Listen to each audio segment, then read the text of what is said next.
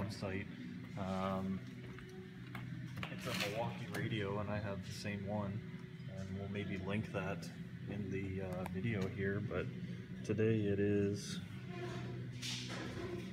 let's see there if it'll focus, it's September 18th 2020, and this radio is probably 15 years old, and here it is on site in 2020 and still being used and still going. Obviously not plugged in right now, but yeah, a true testament to Milwaukee and Rockford Fosgate, and making a good solid radio here on a job site. So good job, Milwaukee.